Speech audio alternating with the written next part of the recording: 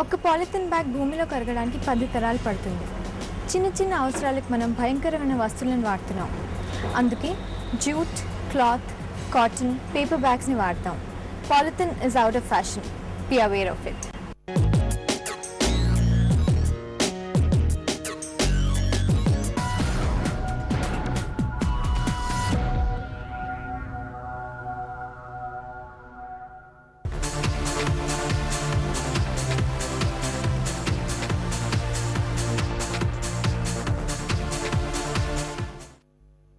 Good afternoon, welcome to life line. ఈరోజు మనం spondylitis గురించి డిస్కస్ చేద్దాం. దీని గురించి వివరించడానికి మనతో ఉన్నారు జీపీవి సుబ్బయ్య గారు, స్పైన్ సర్జన్, గ్లోబల్ హాస్పిటల్స్ నుండి. స్పాండిలైటిస్తో బాధపడుతున్నట్లయితే మీరు మాకు కాల్ చేయవలసిన నంబర్స్ 9948503555 లేదా 0406660336 నంబర్లకు కాల్ చేయండి. డాక్టర్ గారితో మాట్లాడచ్చు. గుడ్ ఆఫ్టర్నూన్ అండి. Good afternoon. అసలు స్పాండిలైటిస్ అంటే ఏంటండి? ఇది స్పాండిలైటిస్ అనేది యాక్చువల్గా ఒక టెక్నికల్ టర్మ్ కాదండి. అదంటే ఒక గ్రూప్ ఆఫ్ డిసీజెస్ అని కొన్ని జబ్బుల్ని కలిపి దాన్ని మనం స్పాండిలైటిస్ అని చెప్పి అంటూ ఉంటాం అనమాట. ఇప్పుడు ఈ స్పాండిలైటిస్ అంటే మనకి ఈ డిస్కులు కానీ లేకపోతే అంటే వెన్నుపూసల మధ్య ఉండే డిస్కులు కానీ లేకపోతే వెన్నుపూసల మధ్య ఉండే జాయింట్స్ కానీ ఇవి అరిగిపోవడాన్ని మనం అన్నీ కలిపి స్పాండిలైటిస్ అంటాం అనమాట. ఈ స్పాండిలైటిస్ అనేది ఏంటంటే మనకి చాలామంది చెప్పేది ఏంటంటే మాకు మెడలోనే వస్తుంది అని చెప్పి చాలామంది అనుకుంటారు. కానీ ఏంటంటే ఈ స్పాండిలైటిస్ అనేది మనకి నడుములోనూ జరగచ్చు.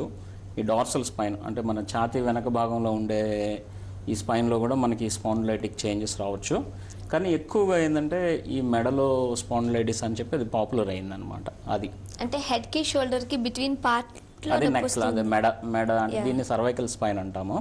సో ఈ మెడని ఈ మెడలో వస్తే సర్వైకల్ స్పాండిలైటిస్ అంటాము. అదేవిధంగా ఇప్పుడు నడుములో వచ్చింది అనుకోండి, దాన్ని లంబార్ స్పాండిలైటిస్ అంటాము. లేకపోతే మన ఛాతీ వెనకాల ఉన్న స్పైన్ని మనం డార్సల్ స్పైన్ అంటాము.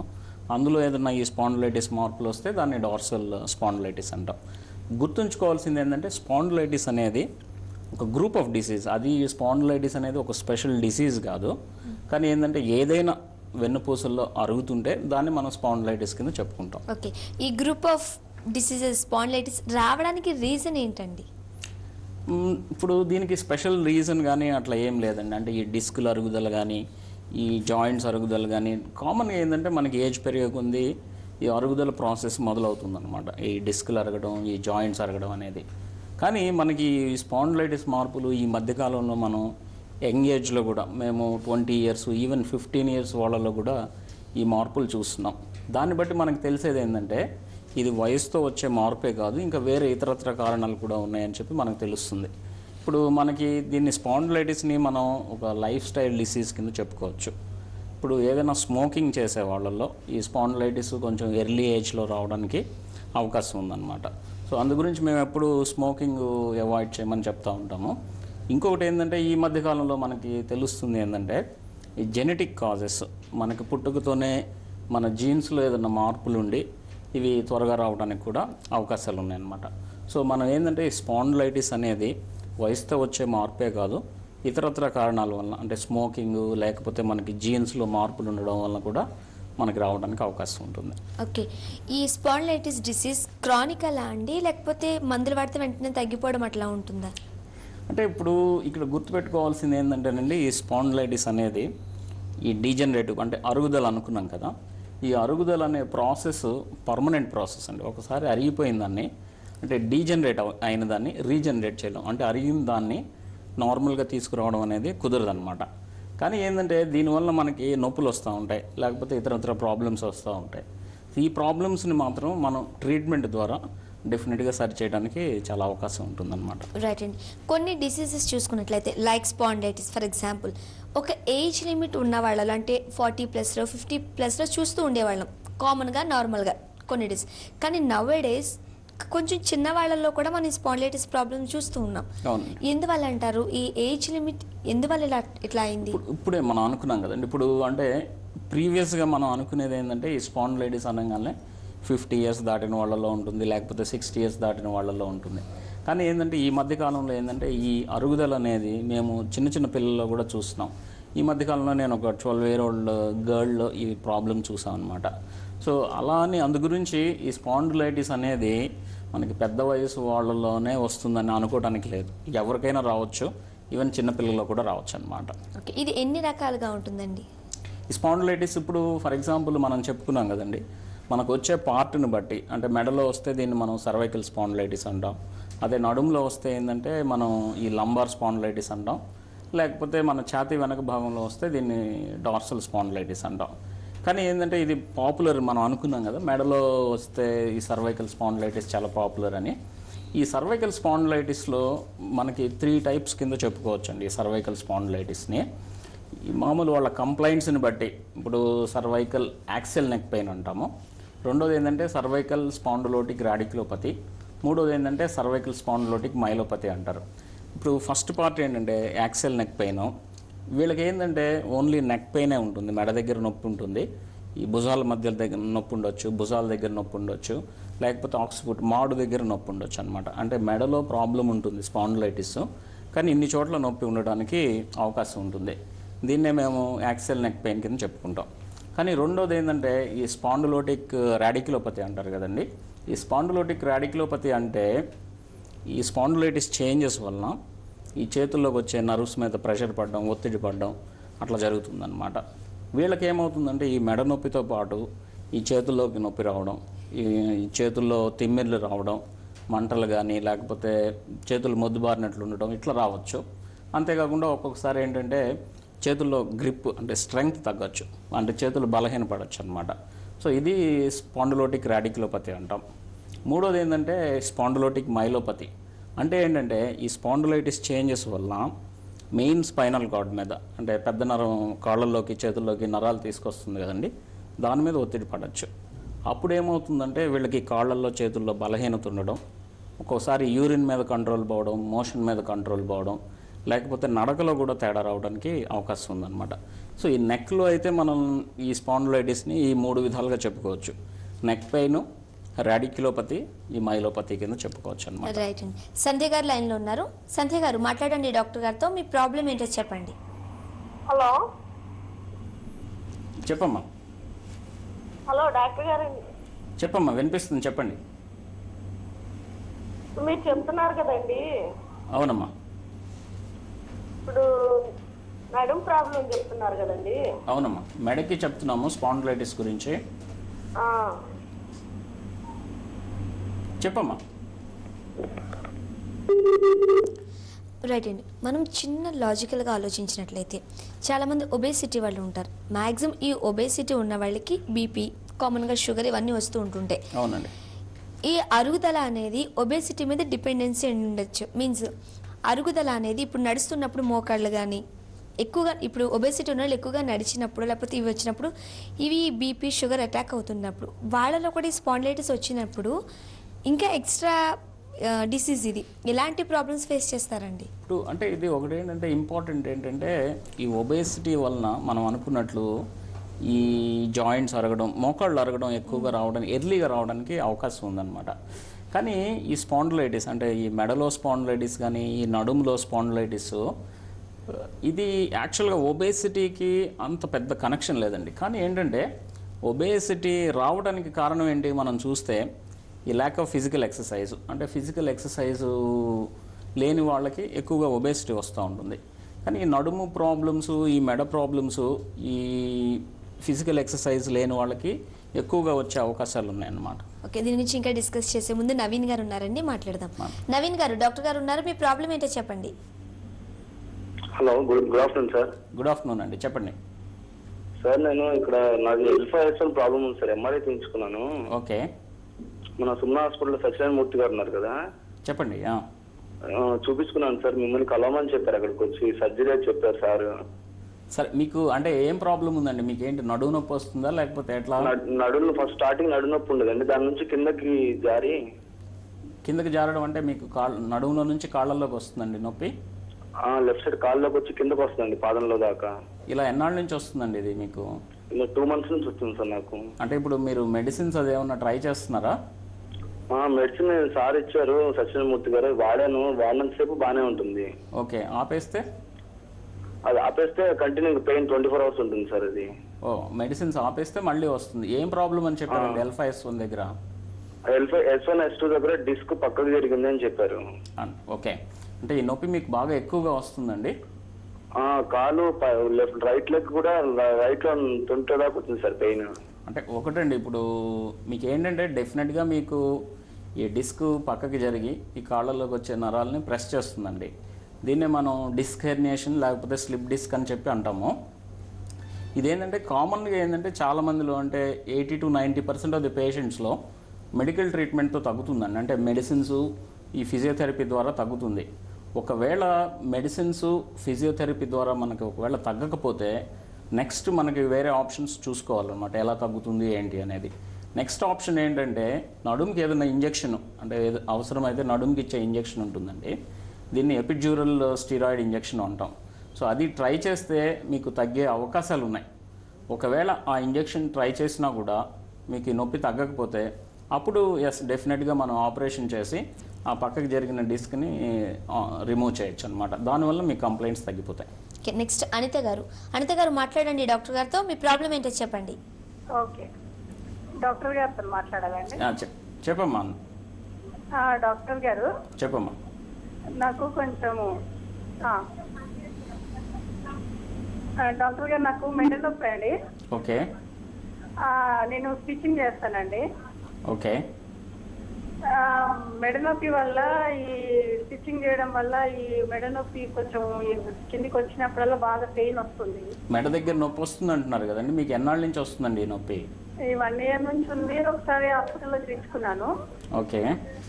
కొన్ని ఎక్సర్సైజులు చెప్పారు, స్టిచ్చింగ్ మానేయమని చెప్పారు. ఓకే. ఇప్పుడు ఈ మెడ నొప్పి మీకు ఈ చేతిలోకి రావడం కానీ అట్లా ఏమన్నా ఉన్నదండి?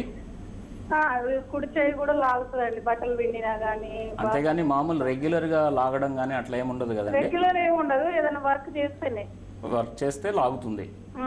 అంటే బాగా ఎక్కువగా వస్తుందండి, అంటే చేతుల్లో తిమ్మిర్లు, మంటలు, అంటే బలహీనత అనిపించడం ఏదైనా? నేను రోజు యోగా, వాకింగ్ అట్లాంటివి చేస్తాను. ఓకే. యోగా చేయడం వల్ల కొంచెం ఏం లేదు, కానీ ఎక్కువ వర్క్ చేస్తే మెడ వచ్చి ఏ వర్క్ చేసినా కానీ. అంటే మీకు ఏమైనా ఎక్స్రేలు కానీ ఏమైనా స్కాన్స్ కానీ అవి ఏమైనా చేయించారండి? చేయించారండి, ఎక్స్రే తీసాము యశోద హాస్పిటల్లో. ఓకే. తీస్తే అదే కొంచెము మీరు ఇలా ఎప్పుడు మెడ వచ్చి స్టిచ్చింగ్ చేస్తున్నారు కాబట్టి. అలా కదా, మా ఎక్స్రేలో మీకు ఏమైనా స్పాండిలైటిస్ మార్పులు కానీ అలా ఇంకా ఏం ప్రాబ్లం లేదు, ఏం అరగలేదు, బొక్క అట్లా ఏం అరగలేదు. ఓకే. అంటే ఒకటి ఏంటంటే ఇంపార్టెంట్, వీడు కంప్లైంట్స్ విన్నాం కదండి, నెక్ పెయిన్ వస్తుంది, చాలా వరకు తగ్గిందని చెప్తున్నారు కదమ్మా. మీకు మోస్ట్లీ మేము స్టిచ్చింగ్ మానేస్తే వర్క్ చేయకపోతే హాయిగా ఉంటుంది, సరేనా, వర్క్ చేస్తే వస్తుంది. అదేనమ్మా. ఇప్పుడు ఇంపార్టెంట్ ఏంటంటే ఇప్పుడు మనకి ఈ స్పాండిలైటిస్లో ఈ మెడ నొప్పి మనం 3 టైప్స్ కింద చెప్పుకున్నాం కదండి. ఈ మెడ నొప్పి వస్తుంది. ఈ మెడ నొప్పి ఏంటంటే చాలా మందిలో మెడికల్ ట్రీట్మెంట్తో తగ్గిపోతుందండి, అంటే మెడిసిన్స్, ఫిజియోథెరపీ తోటి. రెండోది ఏంటంటే ఇంపార్టెంట్ అంటే డిసీజ్ అంటే యాక్టివిటీ మాడిఫికేషన్ అంటాం. యాక్టివిటీ మాడిఫికేషన్ అంటే అర్థం ఏంటంటే మనకి ఏదన్నా యాక్టివిటీ తోటి నొప్పి ఎక్కువ వస్తుంది అనుకోండి. ఇప్పుడు ఏదన్నా మీరు పని చేస్తే నొప్పి ఎక్కువ అవుతుంది అనుకుంటే ఆ యాక్టివిటీని తగ్గించుకుంటే మంచిదండి. మీరే చెప్తున్నారు కదా, తలోంచి ఏదన్నా పని చేస్తే మీకు వస్తుంది అని చెప్పి ఆ యాక్టివిటీ మీరు తగ్గించుకొని మీరు రెగ్యులర్గా ఎటు వాకింగ్ అది చేస్తానంటున్నారు కాబట్టి ఇలా మెయింటైన్ చేస్తే మీ పెయిన్స్ డెఫినెట్గా కంట్రోల్లోకి వస్తాయండి. రైట్ అండి. ఎలా గుర్తించడం అండి దీన్ని స్పాండిలైటిస్ అని? ఈ స్పాండిలైటిస్ని గుర్తించడం చాలా ఈజీ అండి. అంటే ఇప్పుడు ఫర్ ఎగ్జాంపుల్ ఈ మెడకి కంప్లైంట్స్, ఈ నడుములో మనం ఎక్కువగా మెడ గురించి మాట్లాడుకుంటున్నాం కాబట్టి ఇప్పుడు ఫస్ట్ స్టెప్ ఏంటంటే మనకి ఎక్స్రేస్ పేషెంట్ కంప్లైంట్స్తో వస్తారు. పేషెంట్స్ కంప్లైంట్స్తో వచ్చిన వెంటనే మనం ఎక్స్రేస్ తీసినట్లయితే ఎక్స్రేస్లో మనకి ఈ స్పాండిలైటిస్ మార్పులు ఉన్నాయా లేదా అనే విషయం క్లియర్గా తెలుస్తుందండి. ఆ తర్వాత అవసరమైతే నెక్స్ట్ ఎంఆర్ఐ స్కాన్ కానీ లేకపోతే సిటీ స్కాన్ కానీ చేపిస్తాం. ఈ ఎంఆర్ఐ స్కాన్లో ఏంటంటే మనకి నరాల మీద కానీ లేకపోతే ఈ స్పైనల్ కార్డ్ కానీ మీద కానీ ఏదైనా ఒత్తిడి పడుతుందా లేదా అనే విషయం తెలుస్తుంది. అవసరమైతే ఒక్కొక్కసారి సిటీ స్కాన్ కానీ లేకపోతే బోన్ స్కాన్స్ అవసరమైతే అవసరాన్ని బట్టి చేపిస్తాం. రెగ్యులర్గా అయితే మాత్రం ఎక్స్రేస్, ఎంఆర్ఐ స్కాన్స్ చేపిస్తాం. ఓకే అండి. నెక్స్ట్ జగ్గారావు గారు మాట్లాడండి డాక్టర్ గారితో. మీ ప్రాబ్లం ఏంటో చెప్పండి. చెప్పండి జగ్గారావు గారు. నమస్కారం డాక్టర్ గారు. చెప్పండి. మా మిస్సెస్కి 8 సంవత్సరాల క్రితం స్పాండిలైటిస్ వచ్చిందండి. ఎక్కడ మెడలో వచ్చిందండి స్పాండిలైటిస్? మెడకి వచ్చిందండి. మెడ నుంచి చేతి వేలికి చిటికిన వేసుకు వచ్చిందండి. ఓకే. అప్పుడు మెడిసిన్స్ వాడామండి. 4 సంవత్సరాల తర్వాత తెచ్చిపోయిందండి మెడిసిన్స్ వాడితే. ఓకే. మళ్ళీ ఈ మధ్య కాలంలో మళ్ళా స్పాండిలైటిస్ గా అంటే పెయిన్ వస్తూనే ఉందండి. ఎక్కడ వస్తుందండి పెయిన్? ఎక్కడ వస్తుందండి ఆవిడకి? చేతికి వస్తుందండి. చేతిలో అంటే ఎక్కడ, ఏ పార్ట్లో వస్తుందండి? చిటికి వేసి వస్తుందండి. అది చిటికిన వేల్లో వస్తుంది. చేతి నుంచి చిటికి వేస్తుంది. మెడ బ్యాక్ సైడ్ నుంచి చేతికి వస్తుందండి. చేతి నుంచి చిటికిన వేలు దాకా వస్తుంది. ఓ, చిటికిన వేలు దాకా వస్తుంది. అంటే మెడ నుంచి చిటికిన వేలు వరకు వస్తుందండి. అవునండి. ఓకే. ఇప్పుడు ఈ ప్రాబ్లము ఎక్కువ రోజుల నుంచి ఉంది కదా? అవునండి, 8 సంవత్సరాల నుంచి ఉందండి. 8 సంవత్సరాల నుంచి. అంటే ఈ మధ్య ఏమన్నా ఎక్కువ అవడం కానీ అట్లా ఏమన్నా అనిపిస్తుందండి?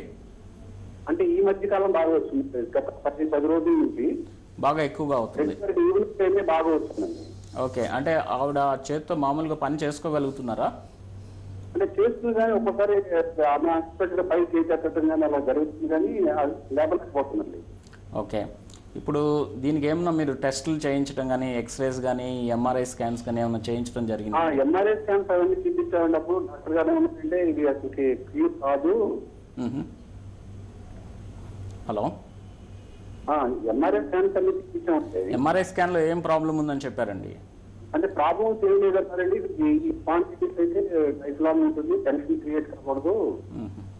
సరేనండి జగ్గారావు గారు, అంటే ఇప్పుడు క్లియర్ కట్గా ఇప్పుడే నేను చెప్పాను కదండి, ఈ స్పాండిలైటిస్లో మనకి 3 టైప్స్ ఆఫ్ సిమ్టమ్స్ ఉండొచ్చు. ఒకటి ఏంటంటే ఈ మెడ నొప్పి, రెండో రకం ఏంటంటే ఈ నరాల మీద ఏమన్నా ఒత్తిడి పడితే మనకి చేతిలో నొప్పులు, చేతుల్లో తిమ్మిర్లు, మంటలు రావడానికి అవకాశం ఉందని చెప్పి మీ మిస్సెస్కి బహుశా ఏంటంటే ఈ రెండో పార్ట్ అంటే ఈ స్పాండిలైటిస్ మార్పులు ఉండి చేతిలోకి వచ్చే నరాల మీద ఒత్తిడి పడుతున్నట్టు అనిపిస్తుందండి. అంటే అలా ఉంటేనే మనకి చేతిలోకి నొప్పి రావడం, ఒక ఏరియాలో చేతిలోకి ఫర్ ఎగ్జాంపుల్ మీకు ఈ బొటన వేలుకి వచ్చే నరం మీద ఒత్తిడి పడింది అనుకోండి, మనకి బొటన వేల్లో నొప్పి, తిమ్మిర్లు అట్లా వస్తాయి. సో మీ ఆవిడకి చేతిలోకి నొప్పి వస్తుంది అని అంటే అర్థం అంటే ఏంటంటే తప్పనిసరిగా ఆవిడకి మెడలో నరాల మీద ఒత్తిడి పడుతున్నట్టు అర్థం. సో ఆవిడకి ఈ రెండో పార్ట్ ఈ సర్వైకల్ స్పాండిలోటిక్ రాడిక్యులోపతి ఈ ప్రాబ్లం ఉండొచ్చు. ఈ ప్రాబ్లం ఏంటంటే చాలామందిలో మెడికల్ ట్రీట్మెంట్తో తగ్గుతుందండి. అంటే ఈ మధ్య కాలంలోనే ఆవిడ నొప్పి పెరిగింది అంటున్నారు కాబట్టి ఈ మెడిసిన్స్, ఫిజియోథెరపీ ట్రై చేస్తే డెఫినెట్గా ఆవిడ నొప్పులు తగ్గే అవకాశాలు ఉన్నాయండి. ఒకవేళ నొప్పులు తగ్గకపోతే ఇవి ట్రై చేసినా అప్పుడు ఈ నరాల మీద పడుతున్న ఒత్తిడిని ఆపరేషన్ ద్వారా తొలగించాల్సిన అవసరం ఉంటుందండి. రైట్ అండి. ఇంతకుముందు కాలం చూసినట్టు మనం 8 years నుంచి వాళ్ళు అదే ప్రాబ్లంతో ఫేస్ చేస్తున్నారు. ఇప్పుడు కొంచెం ఎక్కువైంది అంటున్నారు. చాలా మంది దీన్ని నెగ్లెక్ట్ చేస్తూ ఉంటారండి. చూద్దాం లేదా తగ్గిపోతుందిలే, వర్క్ చేస్తున్నప్పుడు వస్తుంది కాబట్టి రెస్ట్ ఇట్లా ఎట్లా ఉన్నలాగా ఏదో ఒక రీజన్తో నెగ్లెక్ట్ చేస్తూ ఉంటారు. సో ఫైనల్ స్టేజ్కి వచ్చేసరికి అది కొంచెం ప్రాబ్లం అవుతుంటుంది. సో ఎలాంటి పరిణామాలు వాళ్ళు ఎదుర్కోవాల్సిన పరిస్థితి ఏర్పడుతుందండి ఫ్యూచర్లో? ఇప్పుడు ఫర్ ఎగ్జాంపుల్ మనం ఈ స్టేజెస్ చెప్పుకున్నాం కదండి. ఫస్ట్లో మెడ నొప్పి వస్తుంది, సెకండ్ స్టేజ్లో ఒక్కొక్కసారి నరాల మీద ఒత్తిడి పడడం అట్లాంటివి జరుగుతూ ఉంటుంది కదండి. ఈ ఫైనల్ స్టేజ్లో ఒక్కోసారి ఏంటంటే ఈ మార్పులు బాగా ఎక్కువగా ఉండి మెయిన్ స్పైనల్ కార్డ్ మీద, ఈ స్పైనల్ కార్డ్ అనేది ఏంటంటే మెయిన్ చేతులకి, కాళ్ళకి ఈ నరాలు తీసుకెళ్తూ ఉంటుంది. ఈ స్పైనల్ కార్డ్ మీద ఏదైనా ఒత్తిడి పడినట్లయితే అప్పుడు మేజర్ కాన్సిక్వెన్సెస్ రావడానికి అవకాశం ఉందన్నమాట. ఎట్లాంటి కాన్సిక్వెన్సెస్ అంటే ఈ చేతులు బలహీనపడడం, కాళ్ళు బలహీనపడిపోవడం, ఒక్కోసారి కంప్లీట్గా అంటే రేర్గా వస్తుంది, కంప్లీట్గా పెరాలసిస్ కూడా రావడానికి అవకాశం ఉంటుంది. వాకింగ్, నడక తేడా రావచ్చు. అంటే వీటిని ఒక్కోసారి కుంటుకుంటూ నడవాల్సిన పరిస్థితి, ఒక్కోసారి యూరిన్ మీద, మోషన్ మీద కంట్రోల్ కూడా పోవడం జరుగుతుందన్నమాట. సో ఇటువంటి మార్పులు మనకి వచ్చే అవకాశాలు ఉన్నాయి కాబట్టి దీన్ని మనకి ఈ ప్రాబ్లం వచ్చిన వెంటనే నెగ్లెక్ట్ చేయకుండా ఎర్లీగా మనం డాక్టర్స్ దగ్గర చూయించుకుంటే దీన్ని మనం ఎర్లీ స్టేజెస్లోనే ఈజీగా మెడికల్ ట్రీట్మెంట్ ద్వారా సరి చేయడానికి అవకాశం ఉంటుందన్నమాట. ఓకే అండి. లైఫ్ లైన్లో ఇప్పుడు ఒక షార్ట్ బ్రేక్.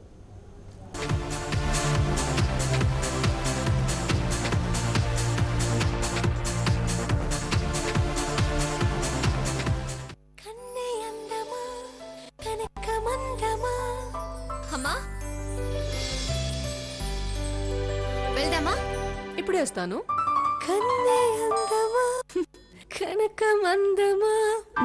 ఫిల్మ్ స్టార్ తల్లిని కదా, బాగుంది, బాగానే ఉంటుంది.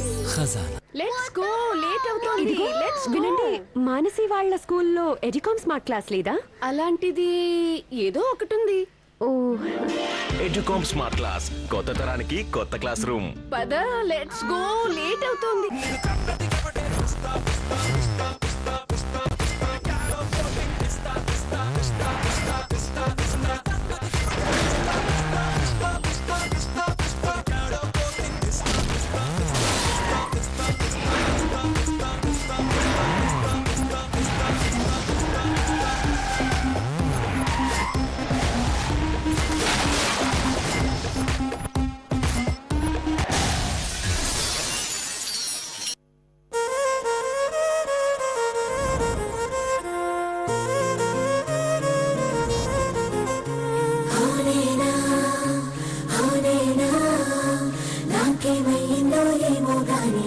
చేరింది నేనా నేను కావాలంటోంది నేనా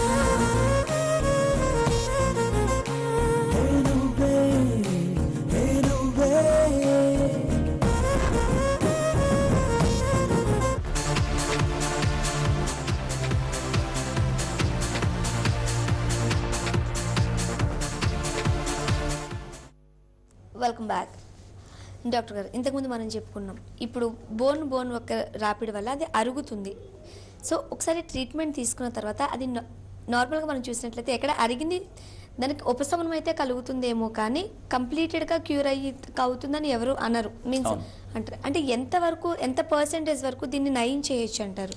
ఇప్పుడు మనం ఫస్ట్ ఇట్స్ ఇంపార్టెంట్ క్వశ్చన్ అండి. ఇప్పుడు ఇదేంటంటే ఈ స్పాండిలైటిస్ అనేది మనం అరుగుదల అని చెప్పుకున్నాం కదండి.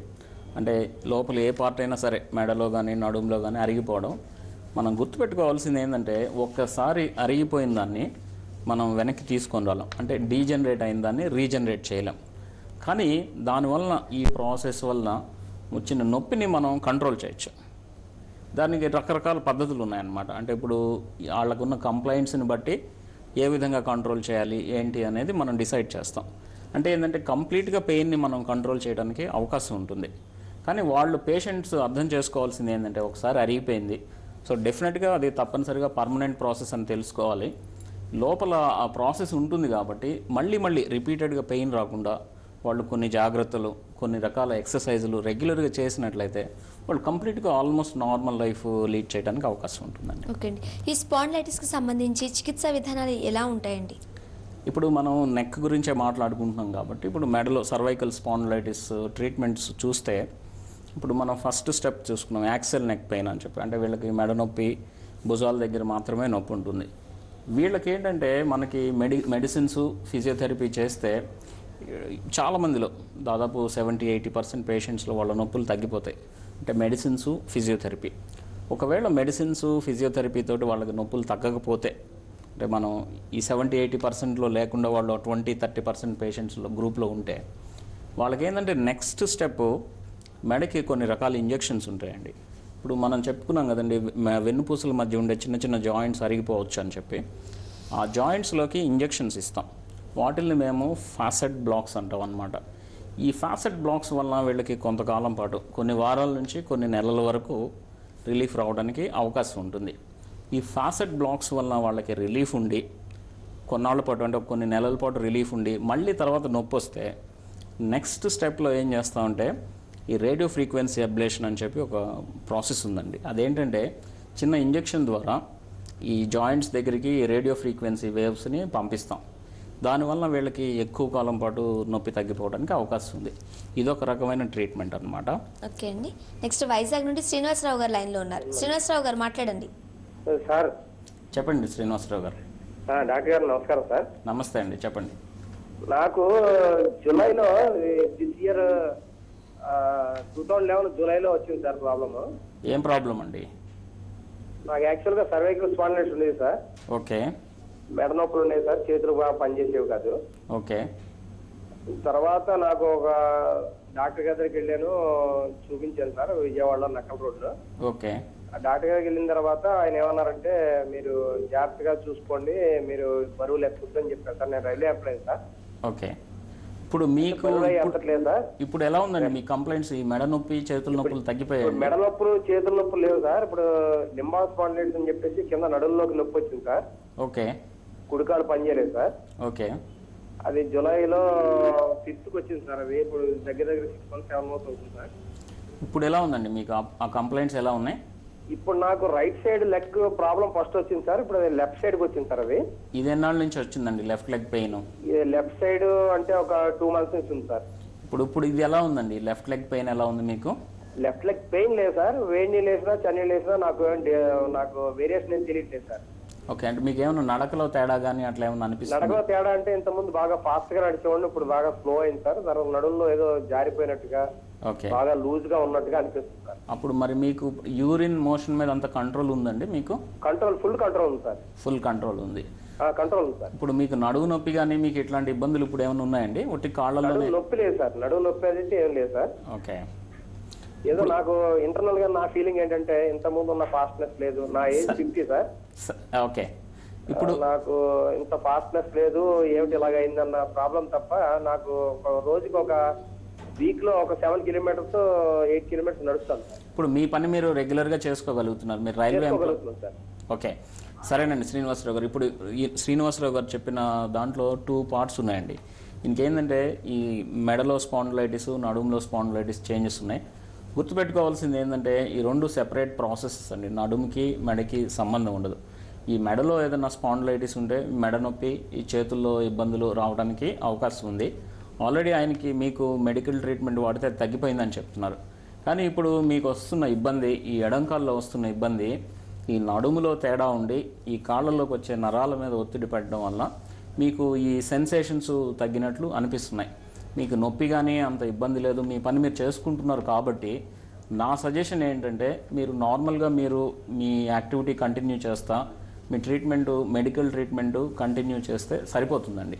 ఒకవేళ ఏదన్నా ఇబ్బంది ఎక్కువయ్యి నడవలేని పరిస్థితి కానీ, లేకపోతే మీ పని మీరు చేసుకోలేని పరిస్థితి, నొప్పి ఎక్కువగా రావడం, మెడిసిన్స్ వాడినా మీకు నొప్పి తగ్గడం లేదు అనుకున్న పక్షంలో మాత్రమే మనం ఆపరేషన్ చేసి నడుములో ఉన్న ప్రాబ్లమ్ని సరిచేయడం జరుగుతుందండి. ఓకే అండి, డిస్కస్ చేస్తున్నాం కదండి చికిత్సా విధానాల గురించి మాట్లాడాం. ఇప్పుడు ఫస్ట్ స్టెప్ నెక్ పెయిన్ వస్తే ఇలా చేస్తామని చెప్పాం కదండి. రెండోది ఏంటంటే ఈ రాడిక్యులర్ సిమ్టమ్స్, అంటే ఈ చేతిలోకి నొప్పి రావడం ఉన్న వాళ్ళకి కూడా ఫస్ట్ మెడిసిన్స్, ఫిజియోథెరపీ ట్రై చేయడం జరుగుతుందండి. ఈ ట్రీట్మెంట్ ఏంటంటే 8 నుంచి 12 వారాల పాటు వాళ్ళకి ట్రీట్మెంట్ ఇచ్చి చూస్తాం. ఈ ట్రీట్మెంట్లో కూడా ఎనీవే ఒక 60 to 70% ఆఫ్ ది పేషెంట్స్ బెటర్గా అవడానికి అవకాశం ఉంటుంది. ఒకవేళ మనం ట్రీట్మెంట్ ప్రాపర్గా ట్రై చేసినా కూడా వీళ్ళకి ఒకవేళ నొప్పి తగ్గకపోతే అప్పుడు మనం ఆపరేషన్ చేసి ఈ నరాల మీద పడుతున్న ఒత్తిడిని తీసివేయడం జరుగుతుంది. ఈ పద్ధతిలో మనకి ఇప్పుడు ఈ ఆపరేషన్ పద్ధతిలో మనకి 2 రకాల పద్ధతులు ఉన్నాయండి. అంటే రెగ్యులర్గా మనం చేసే కన్వెన్షనల్ ఆపరేషన్, దీన్నే ACDF అంటాం. అంటే ఏంటంటే ముందున్న డిస్క్ని తీసివేసి దాని ప్లేస్లో చిన్న ఎముక ముక్కని పెడతాం అన్నమాట. దీనికంటే ఇప్పుడు కొత్త పద్ధతి, రెండో పద్ధతి, లేటెస్ట్ పద్ధతి ఏంటంటే డిస్క్ రీప్లేస్మెంట్ ఆపరేషన్ అని చెప్పి వచ్చింది. అంటే ఏంటంటే డిస్క్ని తీసివేసి దాని ప్లేస్లో ఆర్టిఫిషియల్ డిస్క్ని పెడతాం అన్నమాట. సో ఈ రాడిక్యులోపతి సిమ్టమ్స్ ఉన్న వాళ్ళకి మెడికల్ ట్రీట్మెంట్ ట్రై చేస్తాము, చాలామంది బెటర్ అవుతారు. తగ్గని వాళ్ళకి ఆపరేషన్ చేస్తాము. ఈ ఆపరేషన్లో 2 పద్ధతులు, డిస్క్ రీప్లేస్మెంట్ లేటెస్ట్ పద్ధతి, ఈ పాతకాలం పద్ధతి ఏంటంటే డిస్క్ తీసి దాని ప్లేస్లో ఈ బోన్ పీస్ పెట్టడం. ఇంకా 3వ టైపు చెప్పాం కదండి, ఈ మైలోపతి అని, అంటే మెయిన్ స్పైనల్ కార్డ్ మీద ఒత్తిడి పడి ఈ నడవలేని పరిస్థితి ఉన్న వాళ్ళకి తప్పనిసరిగా మనం ఆపరేషన్ చేసి స్పైనల్ కార్డ్ మీద ఒత్తిడిని తీసేయాలి. ఈ ఆపరేషన్ని మేము 2 పద్ధతులు ఉన్నాయండి. అది ఫ్రంట్ నుంచి, ముందు నుంచి మెడకి ముందు నుంచి ఆపరేషన్ చేసి ముందు నుంచి ఒత్తిడి పడుతుంటే తీసేస్తాము. రెండో పద్ధతి ఏంటంటే వెనక నుంచి ఆపరేషన్ చేయడం. సో ఈ ఏది పద్ధతి అయినా సరే మన ఎయిమ్ ఏంటంటే ఈ స్పైనల్ కార్డ్ మీద పడుతున్న ఒత్తిడిని తీసివేయడం అనమాట. సో ఈ విధంగా రకరకాలుగా పేషెంట్ కండిషన్ని బట్టి, పేషెంట్కి ఉన్న ఇబ్బందిని బట్టి మనం ఆపరేషన్స్ నిర్వహిస్తూ ఉంటాం అన్నమాట. ఓకే అండి, ఈ స్పాండిలైటిస్ రాకుండా ఎలాంటి జాగ్రత్తలు తీసుకోవాలి? ఇన్ కేస్ వచ్చినట్లయితే ఎలాంటి జాగ్రత్తలు తీసుకోవాలి? ఇప్పుడు మనం ఇందాక చెప్పుకున్నాం కారణాలు ఏంటి, ఇప్పుడు స్మోకింగ్ వలన రావడానికి అవకాశం ఉందని చెప్పి. సో స్మోకింగ్ని అవాయిడ్ చేయడం అనేది చాలా చాలా ఇంపార్టెంట్ అండి. రెండోది ఏంటంటే regular exercises, physical exercises, walking లాంటిది మనం మినిమం రోజుకి 20 to 30 minutes చేసి అలా వారంలో 5 నుంచి 6 రోజుల పాటు మనం చేయగలిగినట్లయితే చాలా వరకు బ్యాక్, నెక్ ప్రాబ్లమ్స్ రాకుండా చూసుకోవచ్చు. ఇది రాకుండా తీసుకోవాల్సిన జాగ్రత్తలు. ఒకవేళ వచ్చిన వాళ్ళు తీసుకోవాల్సిన జాగ్రత్తలు ఏంటంటే రెగ్యులర్ ఎక్సర్సైజ్ ఎనీవే తప్పనిసరిగా చేయాలి. ఇంపార్టెంట్, మేము చాలామంది దగ్గర చూస్తుంది ఏంటంటే ఈ కాలర్స్ పెట్టుకొని తిరుగుతూ ఉంటారు, మెడకి బెల్ట్స్. ఈ మెడకి బెల్ట్స్ డాక్టర్ ప్రిస్క్రిప్షన్ లేకుండా రెగ్యులర్గా పెట్టుకోవడం అనేది మంచిది కాదండి. అదేంటంటే ఈ బెల్ట్స్ ఎక్యూట్ స్టేజ్లో పెయిన్ ఎక్కువగా ఉంది, భరించలేని విధంగా ఉంది అనుకున్న స్టేజ్లో మాత్రమే ఈ బెల్ట్స్ పెట్టుకోవడం మంచిది. రెండోది ఏంటంటే మేము చాలామంది దగ్గర వింటూ ఉంటాం ఈ కాలర్స్ అంటే ఈ పిల్లోస్ తీసేసి పడుకుంటే మంచిదని చెప్పి. అది కూడా కరెక్ట్ పద్ధతి కాదండి. దిండు మనకి ఏదైనా కంఫర్టబుల్గా ఉన్న హైట్లో పెట్టుకోవాలి. కొంతమందికి ఏంటంటే చిన్న సైజు దిండు ఉంటే బాగుంటుంది, కొంతమందికి ఎత్తుగా ఉండే దిండు ఉంటే బాగుంటుంది అనమాట. సో మనకి ఏది కంఫర్టబుల్గా ఉంటే అది పెట్టుకుంటే మంచిది. ఓవరాల్గా ఏంటంటే రెగ్యులర్గా ఎక్సర్సైజ్ చేయడం, వాళ్ళ పని వాళ్ళు చేసుకోవడం, రెండోది ఏంటంటే ఈ కాలర్స్ డాక్టర్ ప్రిస్క్రిప్షన్ లేకుండా వాడకూడదు. థ్యాంక్ యూ సో మచ్ అండి. స్పాండైటిస్ గురించి మాట్లాడారు. Thank you very much. Thank you. ఇది లైఫ్ లైన్ కార్యక్రమం. చూస్తూనే ఉండండి TV1.